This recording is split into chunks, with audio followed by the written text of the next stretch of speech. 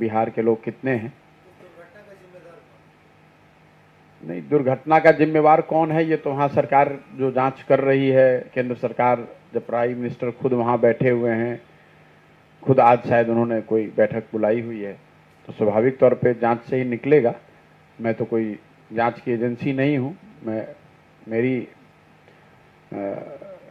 मेरे हिसाब से तो कोई भी मृत्यु बहुत ही दुखद है, लेकिन पर्व के अवसर पे विशेष करके एक पुल पे जिस तरह की भगदड़ हो गई, पुल टूट गया, लोगों की जानें गई हैं, बहुत दुखद है।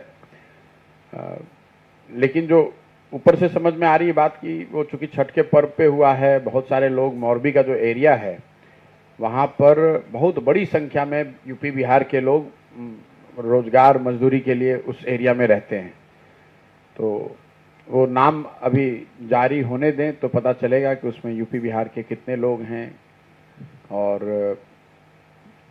वो आंकड़ों को सामने आने दीजिए।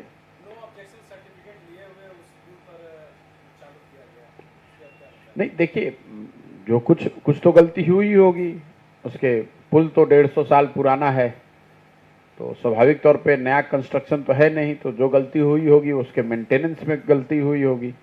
दूसरी गलती ये हो सकती है कि मेंटेनेंस के बाद जो पैरामीटर्स हैं, जो क्वालिटी के नॉर्म्स हैं, सर्टिफिकेशन है, जिसको आप एनओसी के नाम से भी कह रहे हैं, उन प्रक्रियाओं में कहीं ना कहीं कुछ गलती रही होगी। दूसरी गलती जो लोग सतही तौर पे पेपर न्यूज़ एजेंसीज के माध्यम से पढ़ने से लग रही है कि जितने लोग उस पर होने चाहिए थे उस समय, उससे बहुत ज़्यादा संख्या में पुल पर लोग थे। तो वो एक दूसरी वजह हो सकती है, लेकिन एग्जैक्ट कारण क्या है तो वहाँ की सरकार, केंद्र सरकार सब मिलकर उसका जब जांच करेंगे तभी तभी पता चलेगा।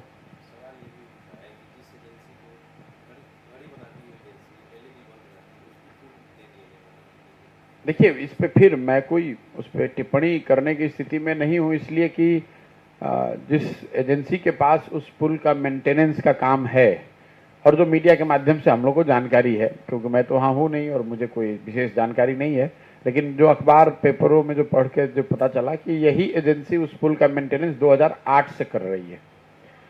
तो 2008 से वही लोग कर रहे हैं, वो चाहे घड़ी बनाते हो या सीमेंट। अब किन परिस्थितियों में ये दुर्घटना हुई है, ये तो पूरा विश्व स्तब्ध है। आपने, हम लोगों ने जो देखा, पूरे विश्व से कंडोलेंस मैसेजेस आए हैं। इतनी मुझे लग रहा है कि हाल फिलहाल के हम लोग के मेमोरी में पुल पर हुआ ये सबसे बड़ा हादसा है। 100-125 लोगों से ज़्यादा लोगों की दुखद मृत्यु, बहुत बड़ा हादसा है। तो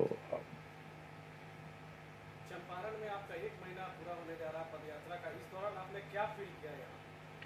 देखिए, मैं हर 3-4 दिन पर जब भी आप मित्रों से मिलता हूं तो अपने अनुभव साझा कर ही रहा हूं। 2-3 बातें जो मोटे तौर पे बिल्कुल स्पष्ट है। एक तो सरकार को लेकर जो उदासीनता या गुस्सा है, वो बहुत बड़े पैमाने पर है। नीचे स्थानीय लोगों में, ग्रामीणों में, गरीबों में, शहरी इलाकों में, जहां पर भी आप जाएंगे तो सरकार को लेकर या तो लोग नाराज हैं या उदासीन हैं। इस सरकार, कहीं मुझे ऐसे लोग नहीं मिले जिनको इस सरकार से बहुत बड़ा कोई होप हो कि ये लोग कुछ बहुत अच्छा करेंगे, और वो लोकतंत्र में उम्मीद का बने रहना बड़ा जरूरी है। तो कहीं ना कहीं वो नाउमीदी का जो माहौल है, उदासीनता का माहौल है, और कुछ वर्गों में गुस्से का भी, जिनको सीधे परेशानी है, जिनको सरकारी योजनाओं का लाभ नहीं मिल रहा है, जिनकी गरीबी, जिनकी बदहाली, जिनकी बेरोजगारी से लोग और उनके परिवार परेशान हैं, उनमें तो स्वाभाविक तौर पर बहुत गुस्सा भी है। लेकिन सामान्यतः लोग भी सरकार के प्रति, सरकार के कामकाज को लेकर या तो उदासीन हैं या गुस्से में हैं। अभी तक आपने बहुत जगह इलेक्शन भी कराया, बहुत जगह जिताने का भी काम किया पार्टी का, तो क्या लगता है आपको इंडिया में अभी कौन सा पार्टी है जो कि लोगों के बारे में सोचती है? नहीं, अब इस तरह का कोई आकलन कर पाना तो बड़ा मुश्किल है कि कौन सी पार्टी इंडिया में है जो लोगों के बारे में सोचती है। हर आदमी, हर समूह जो दल चला रहा है, वो तो यही दावा करता है कि वो लोगों के बारे में सोचते हैं, लोगों की अच्छाई के लिए कमिटेड हैं।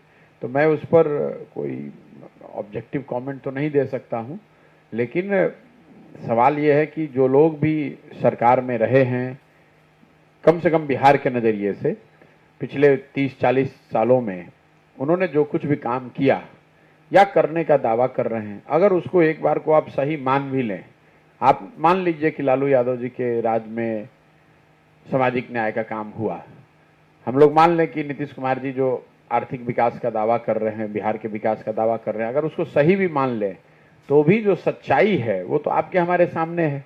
बिहार आज भी देश का सबसे गरीब और पिछड़ा राज्य है। इस तथ्य को तो कोई नहीं झुठला सकता है। देश में सबसे ज़्यादा अशिक्षा बिहार में है, देश में सबसे ज़्यादा बेरोजगारी बिहार में है, देश में सबसे ज़्यादा गरीबी रेखा से नीचे रहने वाले लोग बिहार में हैं, देश में सबसे ज़्यादा पलायन किसी एक राज्य से हो रहा है तो वो बिहार में हो रहा है। जो शिक्षा की व्यवस्था है उसमें आप देश में सबसे निचले स्तर पे हैं, स्वास्थ्य सेवाओं के मामले में आप देश में सबसे निचले स्तर पे हैं। तो मेरा कहना यह है कि अगर राजनीतिक वाद विवाद को एक बार को हटा भी दें और ये मान लें कि जिन लोगों ने सरकार चलाया है पिछले 2-3 दशकों में, उन्होंने काम करने का प्रयास किया या जो करने का वो दावा कर रहे हैं, इसके बावजूद स्थिति तो सुधरी नहीं है। लोग बता रहे हैं भी सड़क बन गई है, तो सड़क तो सिर्फ नेशनल हाईवे बन गया है, कुछ जगहों पर स्टेट हाईवे बन गया है, लेकिन ग्रामीण सड़कों की स्थिति है। मैं तो 30 दिन से पैदल चल रहा हूँ और 150 से ज़्यादा गांव तो जरूर मैं घूम चुका हूँ, खुद पैदल चल के गया हूँ, तो ये किसी की कही कहाई बात है नहीं। शायद ही कोई इक्का दुक्का गांव अगर आप छोड़ दें तो मुझे 30 दिन में कोई भी ऐसा गांव नहीं मिला जहां पर ग्रामीण सड़क की स्थिति भयावह नहीं है, मतलब सड़क है ही नहीं। ज़्यादातर गांवों में सड़कों की, नालियों की जो स्थिति है वो बिल्कुल भयावह है। और ये तब है जबकि 7 निश्चय में 2015 में एक निश्चय था नालियों और गलियों का पक्कीकरण। तो मैं गांव की गलियों की बात नहीं कर रहा हूँ, गांव से गुजरने वाली जो मेन सड़क है वो सारे सड़क टूटे हुए हैं। दूसरी एक जो बात लोग दावा करते हैं जिसमें थोड़ा लोगों का विश्वास भी है कि बिजली आई है। जरूर बिजली दिखी हर जगह, जो हुआ जो दिख रहा है वो आपको बता रहे हैं। बिजली गांव में जरूर है, लेकिन उसके साथ साथ एक जो बड़ी समस्या लोग बता रहे हैं कि बिजली के जो गलत बिल लोगों के पास आ रहे हैं या इन्फ्लेटेड बिल जो आ रहा है, वो मुझे लग रहा है कि आने वाले 1-2 साल में एक बहुत बड़ी समस्या के तौर पर समाज को और राजनीतिक प्लेयर्स को, जो सरकार है उसको इससे 2-4 होना पड़ेगा। क्योंकि एक तो उसमें बिजली के बिल गलत आ रहे हैं, उसमें एक गलती जो समझ में आ रही है कि लोगों को मल्टीपल कनेक्शन दिए गए हैं और जो फिक्स्ड बिल है, एक जो निश्चित राशि है जो आपको हर महीने देनी है, वो इतनी ज़्यादा है क्योंकि वो कनेक्शन और लोड के पर आधारित है। तो चाहे आप बल्ब 2 ही जला रहे हैं या 3 ही जला रहे हैं, आपका बिल इतना आ रहा है कि आप उसको दे ही नहीं पा रहे हैं। तो ऐसी स्थिति में ज़्यादातर गाँव में, मतलब मुझे लग रहा है कि 60 से 70% गाँव में जहाँ मैं पैदल चल के गया हूँ, वहाँ स्थानीय लोगों ने ये बताया कि बिजली के बिल से बहुत बड़ी परेशानी है। हर गांव में 20, 30, 40, 50 घर ऐसे हैं जिनका ऑलरेडी कनेक्शन काट दिया गया है या काटने के कगार पर हैं। कुछ गांव में लोग ऐसे भी मिले जो पुलिस फौजदारी केस जिन पर किया गया, गांव छोड़कर भाग गए हैं बिजली के बिल की वजह से। तो वही बात आप शौचालयों की है और नल जल की, 2 योजना जिसको कि सरकार दावा करती है कि जमीन पर उतार दिया गया है, हर घर पे पहुंचा दिया गया है। हर घर नल की योजना, नल के जल की योजना जो 7 निश्चय का हिस्सा था, अभी तक के मेरे पूरे 1 महीने के इस भ्रमण के दौरान 2 वार्ड मुझे ऐसा मिला जहां पर कि सही मायनों में नल का जल बना है और वहां पर चल रहा है। मतलब सैकड़ों की संख्या में मैं वार्ड से गुजरा होऊंगा, उसमें 2 मुझे ऐसे मिले जहां पर लोगों ने बताया कि हाँ भैया ये बना ठीक है और जिस दिन से बना है उस दिन से चल रहा है और इस पर पानी सुचारू रूप से इससे आता है। ज़्यादातर जगहों पर लोगों ने बताया कि वो कभी चालू ही नहीं हुआ। जहाँ चालू हुआ लोगों ने बताया 2-4, 10 दिन, 1 महीने, 2 महीने चला, फिर बंद हो गया। कुछ लोगों ने बताया कि बन के चला, फिर टंकी गिर गई, टूट गई, उसका स्टैंड है वो खराब हो गया। बहुत लोगों ने ये बताया कि वो कुछ दिन चला, उसके बाद जो पाइप्स की क्वालिटी थी वो खराब थी, इसलिए वो टूट गया। और कई जगहों पर लोगों ने यह भी बताया कि जो जल जमाव लोकल स्तर पे जो समस्या एक नई पैदा हो गई, हर घर नल के जल की योजना की वजह से, क्योंकि पानी निकासी का कोई उसमें प्रावधान नहीं किया गया। क्या मानेंगे कि इसमें करप्शन पूरी तरह से संलिप्त है जिसके कारण से ये समस्या? देखिए, हर घर नल की योजना जो है, इसको बनाते समय मेरी थोड़ी भूमिका रही है, 7 निश्चय को बनाते समय। तो उस समय 40,000 गांव में ये जब सर्वे किया गया, हम लोग जब गांव में गए तो ये देखा कि जो सरकारी चापाकल, जो नल के जल योजना से पहले जो सरकार की स्कीम थी, वो चापाकल की स्कीम थी। तो हम लोगों ने ये पाया कि चापाकल जो है, सरकारी चापाकल, उसी व्यक्ति या परिवार के घर के सामने गड़ता है जो सामाजिक राजनीतिक तौर पर मजबूत लोग हैं। तो उस समय मेरी नीतीश कुमार जी से बात हुई थी, और ये योजना की जो परिकल्पना की गई थी कि भाई अगर चापाकल सिर्फ मजबूत आदमियों के घर के सामने ही लग रहा है, तो फिर गरीब आदमी के घर या जो सामाजिक तौर पर गरीब और पिछड़े लोग हैं, उनके घर के सामने तो पानी की बहुत दिक्कत है उनके लिए।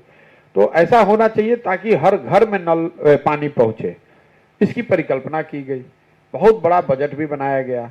और लेकिन मुझे लगता है कि सरकार के इम्प्लीमेंटेशन में, उसमें जो शुरुआती झगड़ा शुरू हुआ पंचायती राज संस्थाओं और सरकार के बीच में, उससे उसकी शुरुआत ही गलत हो गई। दूसरा, उस पूरी योजना को बनाने में, उसके इम्प्लीमेंट करने में जो टेक्निकल एस्पेक्ट है, पानी कितने फीट की बोरिंग होनी चाहिए, उसमें जो क्वालिटी ऑफ प्रोडक्ट लगाए गए उसको लेकर जो मानक हैं क्वालिटी के, उस पर कोई टेक्निकल एक्सपर्ट कमेटी वगैरह, कोई सर्टिफिकेशन वगैरह नहीं किया गया। इम्प्लीमेंटेशन की जिम्मेवारी पंचायती राज के 2 अंगों के बीच में के खींचतान में फंस गई, अफसर बीच में अलग घुस गए। तो उस चक्कर में ये पूरा मेस हो गया, और वार्ड सदस्यों को जिम्मेवारी दी। पहले मुखिया जी लोग चाहते थे कि वो लोग इसको करें, फिर सरकार और मुखिया संघ के बीच में लंबी लड़ाई हुई। उसके बाद वार्ड सदस्यों को आपने दे दिया, फिर बाद में मुखिया जिलों को भी उसमें जोड़ दिया गया। फिर स्वयंभू एक समाज से वार्ड सचिव टाइप का कोई एक चीज बना दिया गया, जिनकी सहमति भी इसमें अनिवार्य कर दी गई। तो इतनी तरह की एडहॉक बॉडी बना दी गई, उसमें कोई टेक्निकल एक्सपर्ट रहे नहीं। तो जिसको जहां मन हुआ अपने हिसाब से उसने बनाया, और उसमें पूरी तरह से बंदरबाट हुई है, लूट हुआ है। एक इसका राजनीतिक आप जो देखेंगे कि वार्ड सदस्य जो थे, ज्यादातर लोगों का राजनीतिक कैरियर खत्म हो गया नल के जल योजना की वजह से। क्योंकि वार्ड सदस्य जो चुनाव लड़े, 90% से ज्यादा वार्ड सदस्य चुनाव हारे हैं, और उसकी एक बड़ी वजह रही है नल के जल योजना का सुचारू रूप से इम्प्लीमेंटेशन न हो पाना उनके रेस्पेक्टिव वार्ड्स में। सरकार के जांच का कोई मतलब नहीं है भाई, कौन जांच कर रहा है? बुधवार को अधिकारी जांच कर रहे हैं। अब देखिए, ओडीएफ तो अधिकारियों ने घोषित किया है, पंचायत के मुखिया जी ने किया है, पंचायत प्रतिनिधियों ने किया है, और सरकारी अफसर उसमें शामिल हैं। आप नल की जल योजना को छोड़ दीजिए, मान लीजिए उसमें तो गलती वार्ड सदस्यों की थी। जो ओडीएफ हुआ है, जो सेंट्रल गवर्नमेंट का पैसा है, हर परिवार को 12,000 रुपए शौचालय के लिए मिलने थे, शौचालय बनना था। अब मैं जितने गांव से निकला हूं, अभी तक कोई गांव ऐसा नहीं मिला है जहां बिना नाक पर गमछा बांधे गांव से निकल जाइए। आप लोग भी रोज गांव देहात में घूम रहे हैं, आप देख रहे हैं दोनों ओर खुले में शौच पड़ा हुआ है। जब आप लोगों से पूछते हैं कि भाई शौचालय बना कि नहीं बना, ऐसा तो नहीं कि बन गया लोग यूज नहीं कर रहे हैं, तो ज्यादातर केसेस में लोग आपको बताएंगे कि शौचालय बने ही नहीं है। अधिकारियों ने बड़े पैमाने पर उसमें पैसा लिया है। चंपारण के विषय में तो जो लोग बता रहे हैं, मैं विश्वसनीय तौर पे कह सकता हूं, क्योंकि हजारों लोगों ने अभी तक मुझे ये बताया कि 2,000 से 6,000 रुपए तक एडवांस में अधिकारियों ने पैसे लिए, और उसके आधार पर 12,000 रुपए आपको रिलीज कर दिया गया। ना पैसा लेने वाले ने सोचा कि शौचालय बनेगा कि नहीं, यूज करने की तो बात ही छोड़ दीजिए। और जब ओडीएफ का दबाव सेंट्रल गवर्नमेंट का हुआ, तो जिलाधिकारी हो, बीडीओ हो, जो लोग भी उसमें उसके लिए जिम्मेवार थे, उन्होंने पंचायत में जो चुने हुए जनप्रतिनिधि थे उनको साथ में बैठाकर या दबाव देकर, क्योंकि अलग अलग वर्जन है, आप मुखिया जी लोग से पूछिएगा तो उन्होंने वो ये आपको बता रहे हैं कि भाई हमको जिलाधिकारी और अफसरों के दबाव में हमको ओडीएफ का सर्टिफिकेट साइन करना पड़ा। भाई गलती चाहे जिसकी हो, जो लोग उसमें शामिल थे गलती तो उन्हीं की है, चाहे वो जनप्रतिनिधि हैं चाहे अफसर हैं। ओडीएफ सर्टिफिकेशन जब हो गया, जब ओडीएफ सर्टिफिकेशन हो गया और उस गांव में शौचालय बने नहीं है और खुले में सब लोग शौच कर रहे हैं, तो किसी पर तो जिम्मेवारी तय की जानी चाहिए। और जिसके कार्यकाल में जिस बीडीओ के कार्यकाल में, जिस पंचायत अफसर के कार्यकाल में, जिस जिलाधिकारी के कार्यकाल में ओडीएफ सर्टिफिकेट किसी गांव का जारी किया गया है और वहां ओडीएफ नहीं हुआ है, तो उन पर कार्रवाई होनी चाहिए और बहुत कड़ी कार्रवाई होनी चाहिए। आखिर ये पैसा बटा कैसे है? बिना जिलाधिकारी के जाने हुए, बिना बीडीओ पंचायत अफसर के जाने हुए तो नहीं हुआ है। और कोई एक दो घटना नहीं है, हजारों की संख्या में शौचालयों में सिर्फ लोग ये बता रहे हैं कि बाद में वो जो भ्रष्टाचार का जो उसमें प्रोपोर्शन था, पहले 6,000 रुपए मांगते थे लोग, बाद में जब बंदरबाट हुआ है तो 2,000 रुपए लेकर भी शौचालयों का पैसा रिलीज किया गया है सिर्फ कागज पे। आप लोग को मेरे से ज्यादा इसकी जानकारी होगी। महंगाई इस समय चरम सीमा पे है, इसके लिए किसे आप पूछ रहे हैं? देखिए, महंगाई मोटे तौर पे उसकी पूरी जिम्मेवारी केंद्र सरकार की है, क्योंकि राज्य सरकार बहुत सारी जो चीजें हैं, वो जीएसटी हो या मूल्य निर्धारण, जो सप्लाई और डिमांड का जो इक्वेशन है, जो मूल्य निर्धारण में जिसकी एक भूमिका है, वो ज़्यादातर मुद्दे केंद्र सरकार के हाथ में है। लेकिन राज्य सरकार को लेकर अगर बात की जाए तो बिहार में डीजल मुझे लग रहा है कि यूपी के मुकाबले 8 या 9 रुपए महंगा है। अब आप देख लीजिए यहाँ किसानों की स्थिति, डीजल आप 8 से 9 रुपए प्रति लीटर महंगा खरीद रहे हैं यूपी के मुकाबले। यूरिया 277 का आप खरीद रहे हैं 800 रुपए 900 रुपए में। पोटास का दाम 500 वाला पोटास आज बिक रहा है 1800 1900 रुपए में। और इन सब के बाद जो गन्ना और धान आप पैदा कर रहे हैं, तो धान का समर्थन मूल्य 2000 से ज्यादा है। और आप पूरे चंपारण में मुझे कोई किसान नहीं मिला जिसने ये बताया हो कि 1250, 1300, 1400 से ज्यादा में धान बेच रहा है। तो आपकी लागत जो है वो 2 गुने 3 गुने ज्यादा है। डीजल अगर आप 9 रुपए महंगा खरीद रहे हैं, अगर आप खाद 300 का 900 रुपए में खरीद रहे हैं और 2000 का धान आप बेच रहे हैं 1300 रुपए में, तो किसान तो बदहाल होगा ही ना भाई। किस धंधे में आपको इतना पैसा हो सकता है कि इतने, मतलब अगर 2000 का धान आप 1200-1300 में बेचेंगे, यही हाल गन्ने का भी है। गन्ने का जो समर्थन मूल्य है वो यूपी के मुकाबले 60-70 रुपए कम है। उसके बाद जो मिलों में जो धांधली है, जो पर्चे का सिस्टम है, उसमें कुछ जगहों पर शायद आजकल सुधार हुआ है, मोबाइल के माध्यम से मैसेज जा रहा है, लेकिन उसमें वजन में लोग बता रहे हैं कि वजन करने में 5-5 क्विंटल का घोटाला है हर टेलर पे है। टेलर पे 5 क्विंटल लोगों ने बताया, जो मैं आपको बता रहा हूं कि 5 क्विंटल तक वजन में चोरी की जा रही है। दूसरी समस्या लोग बता रहे हैं कि मिल वाले वही गन्ना लेते हैं जो वो आपसे कह रहे हैं कि नहीं एक स्पेसिफिक वैरायटी गन्ने की लगाइए, और उसकी वजह से वो उस गन्ने में रोग ज्यादा लग रहा है, प्रोडक्शन कम हो रहा है, उसमें सूखे का कंप्लेन ज्यादा है। और ये जो पूरा एरिया है किसान के नजरिए से मसान नदी का या तो बाढ़ है या कटाव है, उससे इतनी ज्यादा तबाही है। मैं बिहार में इतने लंबे समय से जुड़ा रहा हूं, यहीं का लड़का हूं, मुझे इतनी जानकारी नहीं थी कि मसान नदी की वजह से करीब करीब 8-9 पंचायतों में 100 से ज्यादा गांव सीधे तौर पर अफेक्टेड हैं। लाखों एकड़ जमीन, हजारों एकड़ जमीन जो है वो मसान नदी के वजह से या तो बाढ़ का उनको सामना करना पड़ रहा है, या वहां पर मसान नदी के बदलते हुए रुख से वहां पर बालू आ गया है, तो एकदम उपजाऊ जमीन वहां पर बालू पड़ गया, या मसान नदी ने रुख बदल दिया तो बाढ़ आ गया, गांव में कटाव की समस्या। ये 1-2 पंचायत की बात नहीं है, 8 से 9 पंचायत में ये स्थिति है। और लोग बता रहे हैं कि इस पर पहल आज से करीब 60-70 साल पहले केदार पांडे जी के जमाने में कुछ काम किया गया था। ऐसा नहीं है कि उसके बाद कोई प्रयास किया गया, कोई प्रयास ही नहीं किया गया है। और सिर्फ ये मसान नदी की समस्या नहीं है, मसान में आने वाला बाढ़ और उससे जो कटाव है वो तो एक विषय है। मुझे कुल 25 से ज्यादा नदियों के नाम लोगों ने बताए हैं, नोट कराए हैं, जो छोटी बरसाती नदियां हैं, जो नेपाल से जिनका उद्गम है, जो बरसात होती है अचानक से उसमें बाढ़ आता है, जिसको आप अंग्रेजी में फ्लैश फ्लड कह सकते हैं, और 24 घंटे 48 घंटे में तबाही मच जाती है और वो फिर उसके बाद बाढ़ होता नहीं है। सरकार की जो परिभाषा है बाढ़ का, उसके लिए पानी का 3 दिन तक वहां बने रहना, जमे रहना जरूरी है। तो जो चंपारण में बाढ़ से जो लोग जूझ रहे हैं, इनको बाढ़ का सामना भी करना पड़ रहा है, और इनको बाढ़ से होने वाली जो भी छोटी मोटी राहत सरकार की ओर से मिलनी चाहिए थी वो भी नहीं मिल रही है, क्योंकि सरकार इसको फ्लड मानती ही नहीं है। बाढ़ पानी ऊपर से आया, आप लोगों को जानकारी होगी, गांव का गांव बह गया, फसल बर्बाद हो गई, और अगले दिन पानी या 2 दिन के बाद वो पानी खत्म हो गया। तो ऐसी 25 या 26 नदियों के नाम तो हम लोग लिख चुके हैं अभी तक। मसान उसमें सबसे बड़ी नदी है। सबसे बड़ी समस्या जो मसान को लेकर है वो करीब करीब 9 पंचायतों में लोगों ने इस बात को उठाया है। नहीं, हम लोग का जो देखिए समाधान का जहां तक सवाल है, जो पूरा ये अभियान है उसमें उसके मूल में ही हम लोग ये बात कह रहे हैं कि समाधान तब होगा, पहले आप समस्या को समझिए, समस्या है क्या। पहले ये जानकारी नहीं है। मैं आपको दावे के साथ कह सकता हूं, यहाँ के जो विधायक हैं, यहाँ के जो एमपी हैं, अगर वो अपने विधायक की एरिया के पंचायत का नाम बिना पेपर देखे हुए बोल दें तो आप जो कहिए वो मैं मान लूंगा। पंचायत के नाम नहीं लोग बता सकते हैं अपना। अगर आप, मैं जिस विधानसभा क्षेत्र में आप हैं और वहां 2 प्रखंड है, 35-36 पंचायत है, 35-36 पंचायत का नाम बिना कागज देखे हुए विधायक यहाँ नहीं बता सकता है। एमपी अपने प्रखंड में कभी गया नहीं है।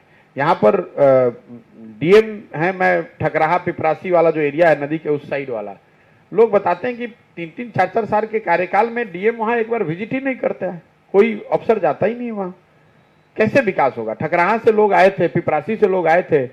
नीतीश कुमार जी 17 साल से मुख्यमंत्री हैं, लोग बता रहे हैं कि ठकराहा में जीवन में एक बार आए। तो आप 17 साल में एक बार जिस एरिया में आइएगा तो वहां के लोगों की क्या स्थिति होगी। तो सारे लोग यूपी में डिपेंडेंट हैं, मतलब नदी उस पार के लोग। और सिर्फ नदी उस पार के नहीं, मतलब पूरे जैसे स्वास्थ्य व्यवस्था को लेकर जो मेरा अभी तक का अनुभव है 30 दिनों का, चंपारण में 90% लोगों ने बताया कि स्वास्थ्य सेवाओं के लिए लोग उत्तर प्रदेश की सेवाओं पर ज्यादा डिपेंडेंट हैं।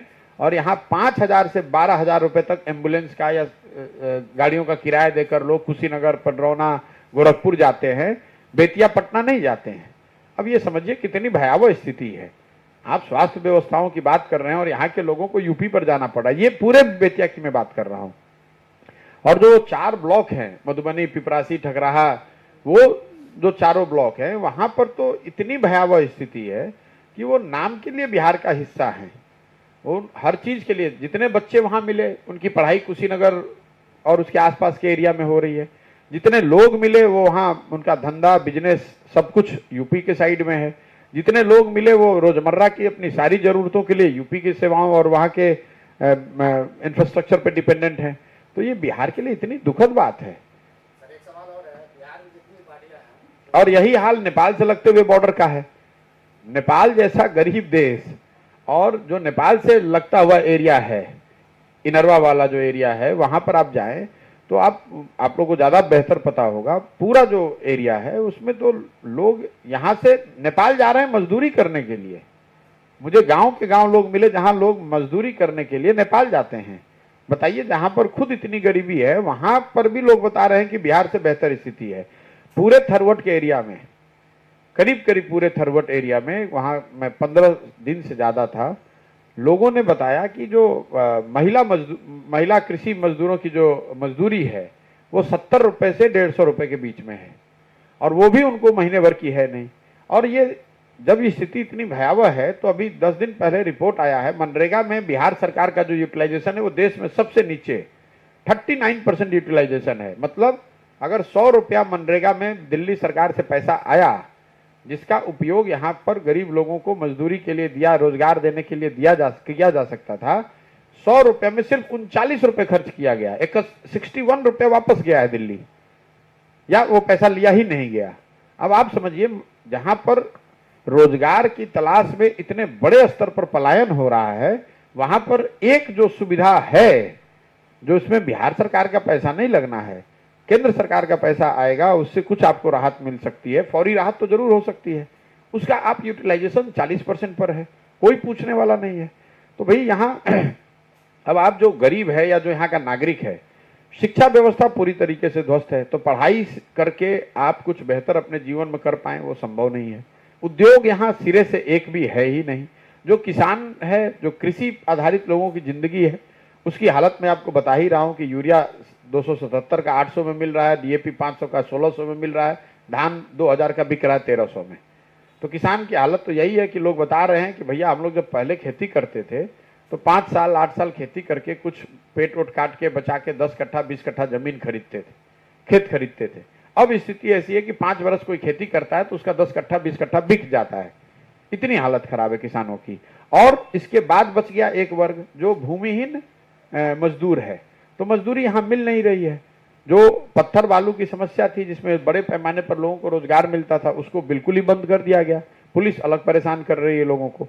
और यही वजह है कि शिक्षा, उद्योग, कृषि और मजदूरी, इन चारों चीज के अभाव में आप मुझे बताइए कि कोई भी अगर यहाँ जो परिवार रह रहा है वो कैसे गरीब परिवार तो कैसे उस कुचक्र से निकलेगा। उसके पास कोई साधन ही नहीं है। उसके पास एक ही साधन है, यहाँ नरकटियागंज जाइए या बस में ट्रेन में बैठकर कहीं जाइए, 12,000 15,000 के रोजगार के लिए आप अपना गांव देहात परिवार छोड़कर आप जाते हैं। इसीलिए तो मैं जब गांव में जा रहा हूं तो मैंने पहले भी कहा 60 से 70% युवा जो वर्किंग एज ग्रुप में है, 18 साल से 45 साल के लड़के तो गांव में बचे ही नहीं हैं। तो ज्यादातर लोग चले गए हैं रोजगार करने। अच्छा, एक बिहार उपचुनाव से जुड़ी सवाल है। नीतीश कुमार जी मोकामा में चुनावी सभा करने नहीं जा रहे हैं। अब कहाँ जा रहे हैं नहीं जा रहे हैं, मैं आपको पहले कह चुका हूं कि देखिए, प्रचार करने वो जाएं न जाएं ये उनका विशेषाधिकार है, मैं उस पर कमेंट नहीं करना चाहता हूं। मैं बिहार की चुनावी राजनीति पर कोई कमेंट्री अभी नहीं करना चाहता हूं। लेकिन नीतीश कुमार जी ने जब ये महागठबंधन बनाया है, जब यह महागठबंधन में आए, उस दिन से मैं लगातार कह रहा हूं कि इस महागठबंधन को जो लोग समझते हैं कि ये भाजपा के खिलाफ कोई बहुत सकारात्मक और मजबूत प्रयास है, वो भ्रम में है।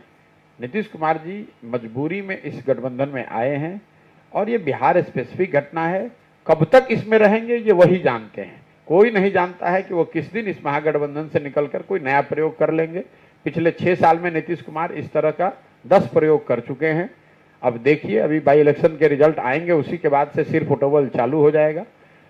इसके अलावा आप जो मैं बार बार जो तथ्य है, स्पेकुलेशन की बात नहीं है, वो तो कोई भी कर सकता है, लेकिन तथ्य ये है कि बिहार में नीतीश कुमार महागठबंधन में है और दिल्ली में टेक्निकली और अदरवाइज वो एनडीए का हिस्सा है, क्योंकि उनके पार्टी के राज्यसभा के एमपी लोकसभा में उपाध्यक्ष हैं। और जब अगर आपने भाजपा का एनडीए का साथ छोड़ दिया है तो राज्यसभा जैसे महत्वपूर्ण सदन का उपाध्यक्ष का जो पद है वो जदयू के पास कैसे है। या तो भाजपा खुद से हटा देती, अगर इनका आपस में कुछ झगड़ा होता तो भाजपा हटा देती, और अगर भाजपा नहीं हटाती तो इन्हें स्वयं से उसका इस्तीफा। मैंने ओपनली चैलेंज किया है कि अगर आप भाजपा के साथ कोई खिड़की खोलकर नहीं रखना चाहते हैं तो अपने पार्टी के एमपी को बोलिए कि वहां से राज्यसभा से के उपसभापति पद से इस्तीफा दे दें। अगर आप महागठबंधन में बिहार में रहिएगा और दिल्ली में एनडीए का बीजेपी का कानून बनाने का जो सदन है, कानून बनाने में आप मदद कर रहे हैं, दोनों बात कैसे हो सकती है। तो मेरा मानना है कि नीतीश कुमार जी यहाँ महागठबंधन में जरूर हैं, लेकिन भाजपा के साथ एक खिड़की उन्होंने खोल के रखी है और वो खिड़की वो विधानसभा का उपसभापति हरिवंश जी हैं, जिसके माध्यम से वो भाजपा से संपर्क, जरूरी नहीं कि डेली बेसिस पर उनका संपर्क हो, लेकिन अगर जरूरत पड़े तो वो चैनल खुल सकता है। राजनीति में ऐसा होता रहा है, आपने देखा है 2015 में नीतीश जी, जब लोग कह रहे हैं कि नीतीश जी ने कह दिया है, जदयू के कुछ प्रवक्ता, कुछ नेताओं का मैंने बयान देखा कि हमारे नेता ने कह दिया है कि वापस नहीं जाएंगे। मतलब इससे बड़ा हास्यास्पद कोई बयान नहीं हो सकता है। यही नीतीश कुमार हैं जो सदन में खड़े होकर उन्होंने कहा कि मैं मिट्टी में मिल जाऊंगा लेकिन भाजपा में नहीं जाऊंगा, और उसके 1.5 साल 2 साल के बाद आपने देखा कि कितने आराम से वो भाजपा में चले गए, भाजपा के साथ चले गए। 5 साल उनके साथ सरकार बनाया, उनके साथ सरकार में रहे। उन जितने भी कानून उस दौरान 5 साल में पारित किए गए, उन सब कानूनों के पारित होने में जदयू ने भाजपा के समर्थन में वोट किया है। चाहे वो सीए एनआरसी हो, 370 हो, जितने भी कानून बने हैं सबके समर्थन में नीतीश कुमार की पार्टी रही है। और वो आज कह रहे हैं कि मैं भाजपा विरोध कर रहा हूं, तो मुझे मतलब कोई ये बहुत विश्वसनीय नहीं लगता है। जिनको विश्वास करना है वो करे, वो खुद ही धोखा खाएंगे तो समझ में आएगा। बतौर रणनीतिकार अगले 2 साल में नीतीश कुमार जी का क्या भविष्य रहेगा? आप किस रूप में देखिए, बतौर रणनीतिकार की बात नहीं है, मैं आपको बिहार के नागरिक के तौर पे ही ये बता सकता हूं कि नीतीश कुमार जी का भविष्य जो है, राजनीतिक भविष्य, जदयू का राजनीतिक भविष्य कोई बहुत प्रमाणिक और उज्जवल तो नहीं दिख रहा है। जो साधारण भी जिनको राजनीति की समझ है, किसी आपको रणनीतिकार होने की जरूरत नहीं है। बिहार में तो राजनीति, अभी तक राजनीति के 2 धुर हैं, एक और भाजपा है, एक और लालू जी है, और बीच में पेंडुलम की तरह हिलते हुए नीतीश कुमार है, कभी भाजपा के साथ और कभी आरजेडी के साथ। तो इस तरह से जो आदमी ऑसिलेट कर रहा है एक साइड से दूसरे साइड, दूसरे साइड से पहले साइड, उसका या उसके दल का राजनीतिक भविष्य कोई लंबा तो हो नहीं सकता है। तात्कालिक तौर पर नीतीश कुमार जी मुख्यमंत्री हैं, बने हुए हैं, क्योंकि वही उनकी प्राथमिकता है, लेकिन दल की विचारधारा की या उनके संगठन की या जमीन पर जनता के बीच में उनकी जो विश्वसनीयता है, वो तो मुझे लगता है कि अपने सबसे निचले स्तर पर है। 26 दिनों से 27 दिनों से आप पदयात्रा में हैं। इसके बाद अभी 27वां दिन संजय जायसवाल जी का बयान है कि आप नीतीश कुमार जी के साथ हैं, क्योंकि आप खुद ये बात स्वीकार कर रहे हैं कि 6 मुख्यमंत्रियों के सहयोग से ये जन सुराज पदयात्रा। देखिए, मैंने ये नहीं कहा कि 6 मुख्यमंत्रियों के सहयोग से चल रहा है। मैंने ये कहा कि इस पूरे अभियान को चलाने के लिए जो पैसा है, जो संसाधन है, उस संसाधन को बिहार के लोगों से न लेकर जिन लोगों की जिन राजनेताओं की, जिन पार्टियों की मैंने पिछले 10 साल में मदद की है, उनके जीतने में, उनके चुनाव में, उनसे जरूर मैं रिक्वेस्ट कर रहा हूं कि भाई हम बिहार में हम लोग एक नया प्रयोग कर रहे हैं जिसमें इस बिहार की जो जरूरत है, इसमें आप थोड़ी बहुत मदद कीजिए। मुख्यमंत्री डायरेक्टली अपने कोई जेब से निकालकर पैसा तो देता नहीं है, लेकिन उनकी मदद इस नजरिए से है कि उन राज्यों में जहां पर भी मुख्यमंत्री, और ये 6 मुख्यमंत्री या 7 मुख्यमंत्री कौन, ये तो नाम पब्लिक में है, उसमें संजय जायसवाल को क्या बोलना है। अब संजय जायसवाल की घबराहट ये है कि यहाँ बैठे बैठे उनको फ्री का वोट उनके और उनके दल को चंपारण में मिलता रहा है, इस नाम पर मिलता रहा है कि लोग लालू जी को वोट नहीं करना चाहते हैं, तो वो नाराज भी हो तो भी वो भाजपा को वोट कर देते हैं। अब उनकी छटपटाहट ये है कि कहीं जनता ने मिलकर अपना कोई विकल्प बना लिया तो फिर उनको कौन वोट देगा। तो वो उसी बौखलाहट में बेचारे अनाप शनाप बक रहे हैं कि नीतीश कुमार से मेरी रोज रात में बातचीत होती है। तो भाई आप केंद्र सरकार में, हमारा फोन तो पेगासस पे है, आप लोगों को जानकारी है, पूरे इंडिया में जब पेगासस की बात हुई तो मेरा फोन तो पेगासस की लिस्ट में है। संजय जायसवाल रूलिंग पार्टी के यहाँ राज्य के अध्यक्ष हैं, तो जारी कर दें कि मैं कितने दिन नीतीश कुमार से फोन पर बात कर रहा हूं। और उसी तरह नीतीश कुमार जो कह रहे हैं कि भाजपा हमको फंड कर रही है, तो नीतीश कुमार की पूरी राज्य सरकार है, वो एक भी प्रमाण दिखा दे कि भाजपा या भाजपा समर्थित लोग कौन हमको पैसा दे रहा है। ये फालतू की बात दोनों लोग हैं। घबराहट ये है, देखिए बिहार में दलों को, दोनों लोगों को आदत पड़ गई है फ्री में वोट लेने की। फ्री का वोट का मतलब कि हम काम करें न करें, जनता मजबूरी में हमको वोट दे दे। तो जो ये महागठबंधन है, लालू जी आरजेडी लेड महागठबंधन है, जिसके मुखौटा के तौर पर, चेहरा के तौर पर नीतीश कुमार जी हैं अभी आज की तारीख में, इस गठबंधन को वोट भाजपा को डरा कर लिया जाता है कि भाई अगर भाजपा को वोट नहीं करना है तो हमको वोट करो। और भाजपा को वोट वो लोग कर रहे हैं जिनको ये डराया जाता है कि भैया अगर हमको नहीं करोगे, भाजपा को नहीं करोगे तो लालू जी वापस आ जाएंगे। आपको हमको मालूम है, जमीनी हकीकत तो यही है। अब दोनों लोगों की गाड़ी तब तक चलती रहेगी जब जनता ने कोई तीसरा विकल्प न बनाया हो। उनको ये लग रहा है कि कहीं जनता ने ये तीसरा विकल्प बना लिया तब तो उनकी दुकान ही बंद हो जाएगी, क्योंकि उन्होंने कोई प्रयास तो किया नहीं, कुछ काम तो किया नहीं, जनता के बीच में रहे नहीं, फ्री का वोट लेने की आदत पड़ा हुआ है। वो फ्री का वोट आगे नहीं मिल पाएगा, इसलिए बौखलाहट में कुछ से कुछ बोले जा रहे हैं। और संजय जायसवाल कौन इतने बड़े नेता हैं मोदी जी का लहर था, उसमें एक बार एमपी बन गए हैं। पहले आरजेडी से ये लोग लड़े हैं, अरे 2 बार बने हैं, तो 14 और 19 में तो बीजेपी के टिकट पे जो खड़ा हो गया वो जीत गया। संजय जायसवाल यहाँ आके लड़ ले निर्दलीय, 5000 वोट नहीं मिलेगा। संजय जायसवाल को पूछता कौन है?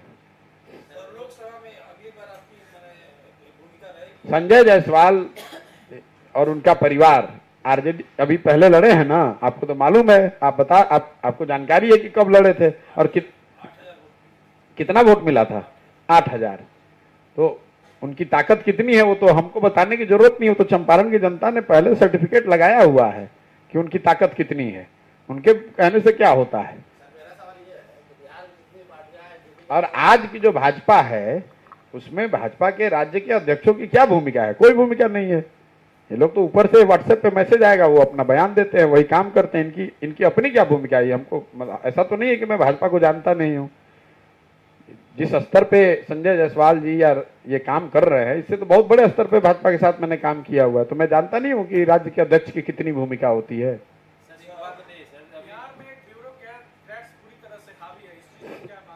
हर जगह लोगों से आप जहां भी बात कीजिएगा, तो लोग यही बताते हैं कि अफसरशाही और भ्रष्टाचार, उस पर तो जितना कम बोला जाए उतना कम है। सामान्य नागरिक तो अब ये बता रहे हैं कि भैया लालू जी के राज में अपराधियों ने जितना लूटा उससे ज्यादा नीतीश के राज में अधिकारी लूट रहे हैं। ये सामान्य लोगों की भावना और उनके विचार है। कोई काम आप बिहार में कर नहीं सकते हैं बिना भ्रष्टाचार के, बिना पैसा दिए हुए। कोई आदमी, चाहे आप जनप्रतिनिधि हो, सामान्य जनता हो, आप गरीब हो, धनी हो, आपको पैसा दिए बगैर बिहार में, जैसा लोग बता रहे हैं, कोई भी काम नहीं कराया जा सकता है। बहुत बहुत धन्यवाद। मेरा एक सवाल है, बिहार में जितनी भी पार्टियां हैं वो जेपी के आंदोलन से निकली हुई है, लेकिन कहीं ना कहीं बाद में जाके वो जाति आधारित पार्टी होती है, जैसे राजद। आपको लोग किस नजरिए से देखते हैं? भैया हमने पार्टी बनाई नहीं है, ना हमको बनाना है। आपको जो बार बार कह रहे हैं कि लोग अगर मिलकर पार्टी बनाएंगे तो आपको दिखेगा। बेतिया में चंपारण छोड़ने से पहले जिले का अधिवेशन होगा, जिसमें जिले में जितने लोग जनसुराज से जुड़े हुए हैं वो 11 या 12 तारीख को बेतिया में बैठेंगे। वो लोग अपना निर्णय करेंगे, वो निर्णय मीडिया के सामने होगा। आपको जानकारी भी मिलेगी कि कम से कम पश्चिम चंपारण में जनसुराज से जुड़े हुए लोगों ने दल बनाए जाने के संबंध में या इस जिले की महत्वपूर्ण समस्याओं और विषयों पर जो हम लोगों ने पूरी पदयात्रा के दौरान यहाँ पर ढूंढा पाया, उन विषयों पर लोगों का क्या मंतव्य है, क्या लोग चाहते हैं, इसको आगे कैसे आगे बढ़ाया जाना है, इसकी पूरी रूपरेखा आपको 11-12 तारीख को बेतिया में जब अधिवेशन होगा उसमें निकालकर आपके साथ साझा किया जाएगा। धन्यवाद।